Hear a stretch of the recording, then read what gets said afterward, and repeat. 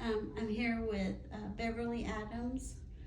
Her husband James was a patient on the professional healthcare hospice, and just here to talk to her a little bit about her experience. Beverly, how did you hear about professional healthcare? There was actually a different agency that was recommended through our doctor, and they couldn't provide the services that I felt my husband needed. So they are the ones that contacted professional health care, and then y'all started coming in. So did you feel like you were part of the decision making and all the care that was given to him? Oh yes, definitely. And was there anything unexpected about your experience with professional health care? They went above and beyond. I have worked in the nursing field for almost 20 years. I don't anymore. I'm retired, disabled. I've never worked with a hospice foundation before. That there's none out there that I know of that goes above and beyond like professional health care. I mean, it's just always one step further than what you expect anybody to do. Mm-hmm. If my husband and I would have still been living in Iowa, he never would have received the awesome care that he received through professional health care. It overmet our expectations. That's amazing. So how long was he on hospice care? I believe it was around 6-7 months. Right. So some people feel like hospice care might hasten a patient's death. How do you think it would have been his last months without hospice? It would have been terrible. It would have just been, it's hard to put into words. I feel if we hadn't had hospice, and the people that work for hospice, and they're just all gifts from God to us, beautiful angels, every one of them. I can't express enough what they did for us and how they helped us. Anything and everything, they went above and beyond doing his care, his medications. It just, I don't really know how to put into words. I feel like if he hadn't have been on hospice, it would have been a much harder and more terrible for him, because he had the love, he had the kindness, he had the support, that he needed, not only from me, but from hospice. Mm.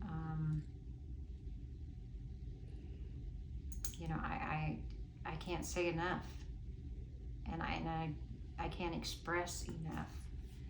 That's amazing. So you expressed how appreciative you were of the care that he received. What kind of care did they give you as his loved one? They always spoke with me about everything. I was always included in the decision making. When I got really sick, because we lived in a cabin that had mold in it, and of course the landlord said it didn't, but I know it did. And I got really sick and couldn't take care of my husband. they suggested the respite so I could have time to rest and heal.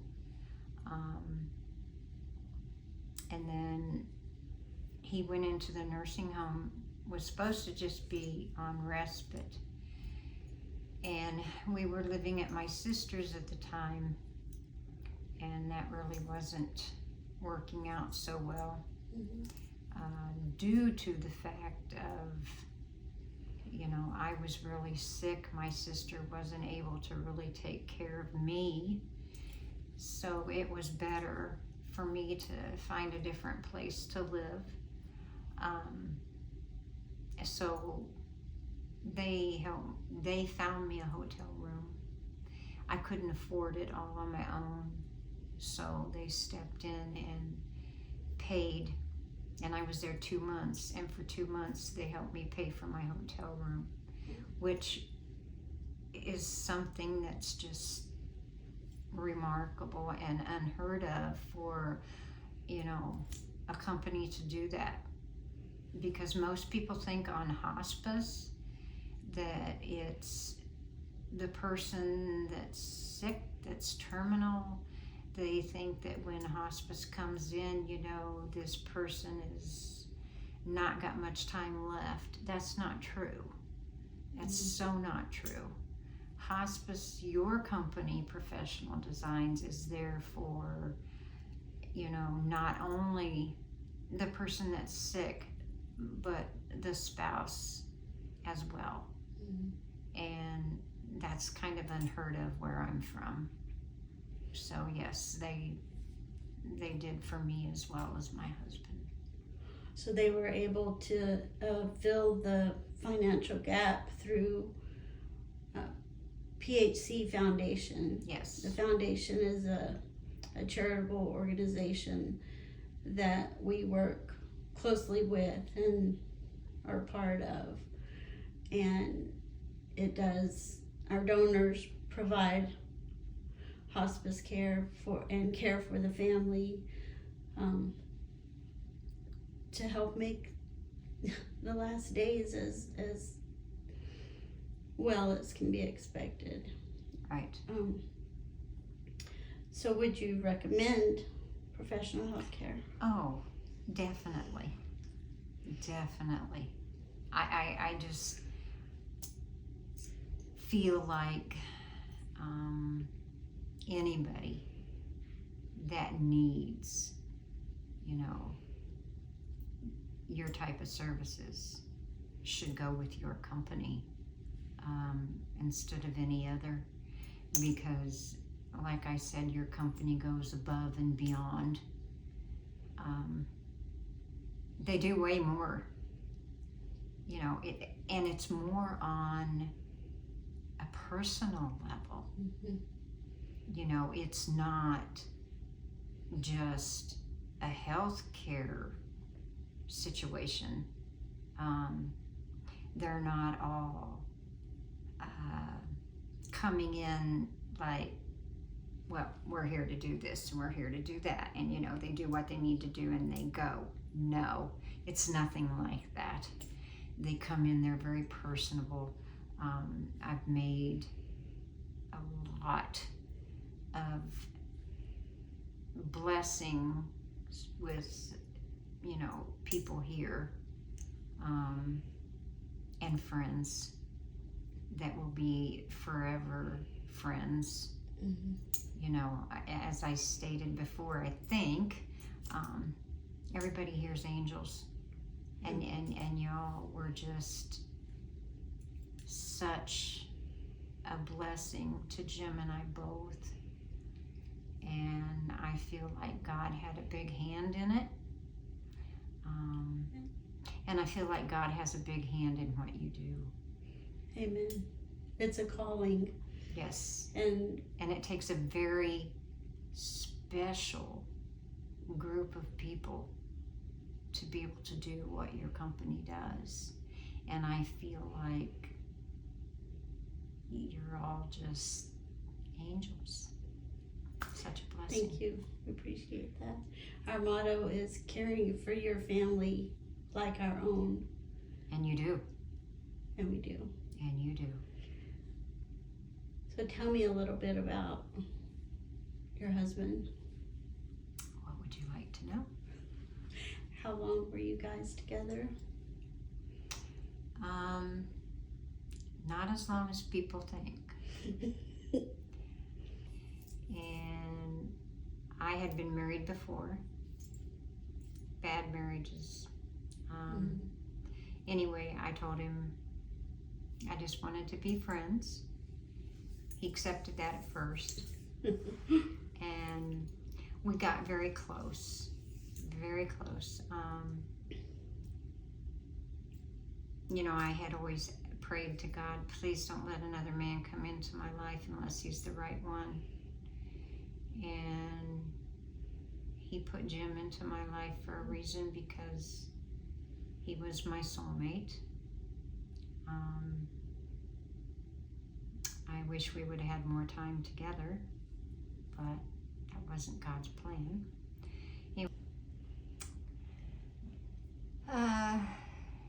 He was married once before, and his first wife, they were together, I think, almost 50 years. She passed, I believe, in September of 2017. Or no, November 2017, I'm sorry. And Jim and I met in September of 2018. I was living in an apartment building, and he moved into his apartment. And he seemed kind of alone, you know, and not like he was very happy. And he would come out, we both smoked, and he would come out to smoke, and he'd always walk past and go on up. And one day I told him, I said, you don't have to go up there, you know, you don't have to walk all the way up the hill. You can sit here. And we just started kind of talking and becoming friends. And he told me that he was, you know, just waiting to die. He didn't want to live anymore because he missed his first wife so much. And I understood that, you know, I've lost. And I don't know, we just became really close friends. And he said something one day, and I thought he was just kidding. He said something one day about, well, we should just get married. And I said, I told you I was never getting married again. Don't want to date, don't want to get married. But, you know, I would always, I lived upstairs, he lived downstairs. I would always go down and keep check on him every day, you know. And he had a hard time getting his coat on when it was cold out, so I'd always help him put his jacket or coat on. You know, I did whatever I could to help him. And we just became really good friends. And it just kind of developed. I mean, he said again, we should just get married. And I said, really?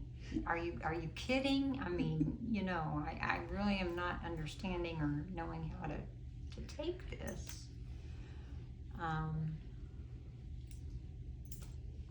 We had feelings for each other. I mean, I loved him in my own way, and I think he loved me in his own way. And it was a lot of it was companionship in the beginning. I guess. Anyway, we were friends for almost a year before we got married. And my daughter, my youngest daughter, every time, because I would go down to visit her, and he would always make a special trip down and surprise me, you know. And my daughter kept telling me, Mom, you guys are going to get married. And I'm like, no, we're not. We're just good friends. And she said, I see the way that you guys look at each other. And she said, he loves you, Mom. And she said, you love him. And so I guess it was just a friendship that grew, you know, and he was my everything. I mean, I'd been married before. He was my true soulmate. I asked God, please don't ever put another man in my life unless he's the right one, and Jim certainly was the right one. And the last week that he was alive, I spent every single day with him in the nursing home. And you know, he told me, we have something very special. And he even told his daughter, you know, the same thing, Brenda, that we lived together. He told her the same thing. He said, you know, she's given me 4 good years that otherwise I wouldn't have had. He said, she's given me a lot of love and a lot of joy. And he said, I have with her what I did not have with my first wife, which is we would sit and we would talk a lot, and you know, we'd spend a lot of time together, and it was just, God blessed us, is all I can say. You know, he gave me a man that I thought didn't walk on the face of the earth anymore, and he just passed away April 9th, Easter Sunday of this year, and I'm still not,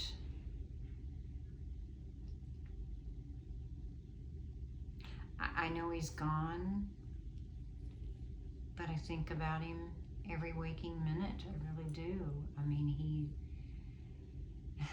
he had such a beautiful smile and such glistening eyes, and when he'd look at you, it was just like he was just giving you all the love he had in his heart, you know. I know, and I'm sorry, I have to put this in there, I know his children never really accepted me into, except one, Brenda, that I live with, but the other 3 never really accepted me into his life, and that made it a little difficult in the beginning, but I finally had to learn within my heart that they didn't matter. It was what Jim and I had that mattered, and what we had was a beautiful blessing from God. I mean, he was the light of my life, you know. And I miss him every day, every waking minute of every day. I miss him, and I know he's in heaven, you know, and I know someday, maybe, hopefully, I'll see him again, but hospice, I have to go back to hospice. I have to say that, you know, the support that everyone shows helps with the grieving process too. I mean, hospice doesn't stop when your loved one passes away. They're still there for you. Amen. And that's a wonderful, wonderful blessing. Amen. So you told me about a favorite place of his, and how you spent some of his last days? In the beginning, when he was able, I would come and get him and take him out to the house. And then he told me, I don't think I can make that trip out there anymore. It's too hard on you.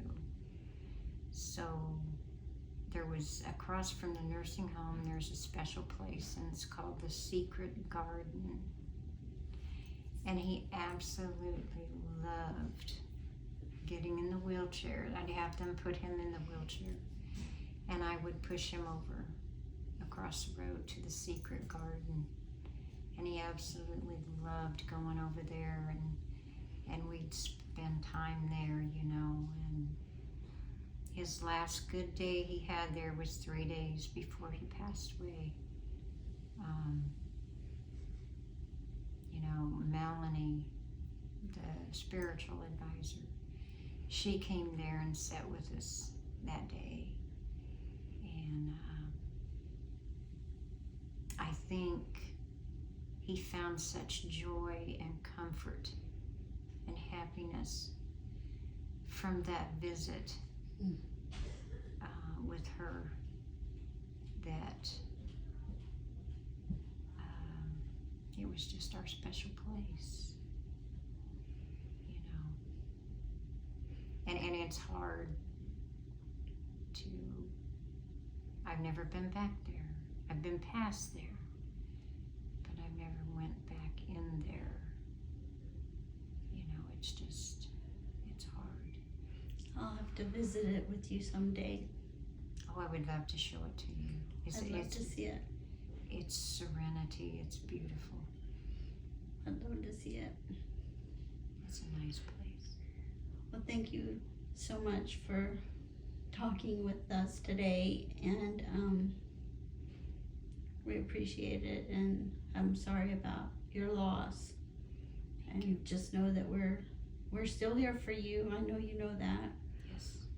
Professional health care, like you said, hospice doesn't stop when your loved one passes away. We still help with everything following. So thank you so much.